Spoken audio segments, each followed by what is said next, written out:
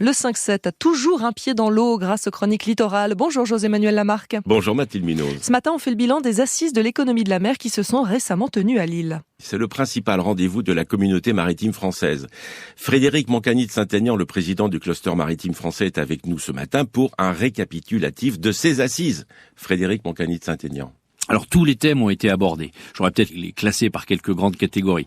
D'abord bien sûr un thème très important puisqu'on était à Lille, à quelques encablures comme on dit dans la marine de Bruxelles, un travail avec les Européens. C'est quoi, je dirais, la politique maritime européenne et comment la politique maritime française peut s'intégrer dedans avec toutes ces questions de décarbonation qui occupent aussi bien évidemment les autorités européennes. Ensuite évidemment, comme nous étions à toute proximité de Dunkerque, un travail sur les ports et comment les ports français peuvent regagner des parts de marché par rapport à leurs concurrents, notamment nord-européens. Puis après, on est rentré un peu plus dans la technique, je dirais avec évidemment toute la transition éco-énergétique de la filière maritime, les différents carburants, les différentes propulsions, la sobriété et bien évidemment la propulsion vélique. Propulsion vélique, peut-être pour la décrire en un mot, c'est de mettre des voiles modernes sur des navires. On refait pas les voiliers du 19e siècle, mais par contre, on diminue la consommation de carburant des navires modernes en y associant une propulsion vélique qui peut représenter entre 20 et 30% d'économie de carburant généralement. Avec une nouvelle formation justement pour les marins et pour les officiers de marine. Alors les marins, les officiers de marine vont devoir se former à ces nouvelles technologies, à ces nouveaux navires, à ces nouveaux outils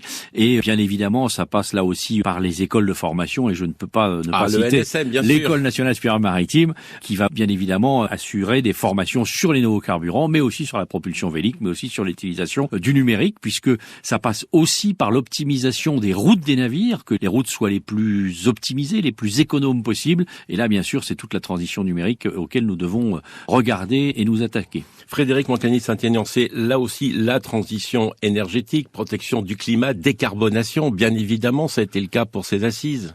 Bien évidemment, il faut rappeler que si 90% des matières transportées dans le monde le sont par 95 maintenant. Voilà, à peu près 95 le sont par voie de mer, c'est aussi 3% à peu près des émissions de carbone de la planète. Et donc même si 3% ça peut sembler relativement modeste, c'est pas une raison pour ne pas s'y attaquer. Le moindre pourcentage économisé est important et la filière maritime, je peux le garantir, notamment avec l'initiative du cluster mais avec bien d'autres, se mobilise pour cette décarbonation de la filière maritime, que ce soit du transport, que ce soit de la logistique, que ce soit de la pêche, que ce soit de la plaisance et bien d'autres encore. Et comment vous êtes-vous quitté, puisque c'est le grand rendez-vous de la communauté maritime française? Alors on s'est quitté avec regret bien sûr, oui. Mais on s'est aussi quitté avec enthousiasme et dynamisme. On a le secrétaire d'État chargé de la mer auprès de la Première ministre qui est venu nous voir toute la première journée et qui a vraiment incarné une volonté de faire cette grande stratégie maritime parce que le transport maritime, le maritime en général, est une réponse à tous ces défis qu'on peut résumer en un mot, la souveraineté. Mais quand on parle de souveraineté alimentaire, de souveraineté logistique, souveraineté technique, souveraineté de puissance, eh bien le maritime a sa place et on est tous à la manœuvre pour que ça réussisse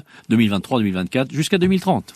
Et surtout, j'ose dire, le maritime a de l'avenir aussi parce que c'est un des rares secteurs en France qui est un fournisseur d'emplois. On a besoin de main-d'œuvre. Tous nos secteurs sont en tension. On a besoin de femmes et d'hommes qui viennent dans les métiers du maritime. Pas forcément que des navigants, mais je peux vous assurer que ce sont des métiers extrêmement attractifs parce que c'est des métiers d'engagement, des métiers de passion et des métiers qui payent bien. C'est pas seulement l'emploi, c'est aussi la formation. Ce sont des filières ouvertes aux jeunes qui en ce moment passent le bac. Il faut pas hésiter à se diriger vers le maritime. C'est le défi du maritime, c'est d'arriver à rendre ces métiers plus attractifs. Aujourd'hui, nous souffrons d'un déficit d'attractivité. Donc, merci encore de m'avoir invité parce que c'est très important que nos jeunes, dès le plus jeune âge, se disent « Mais pourquoi je ne ferai pas carrière dans le maritime ?» Merci Frédéric Moncani de Saint-Aignan. Un site internet du cluster maritime français, cluster-maritime.fr. À demain Mathilde Minoz. À demain José-Manuel Lamarque. France Inter.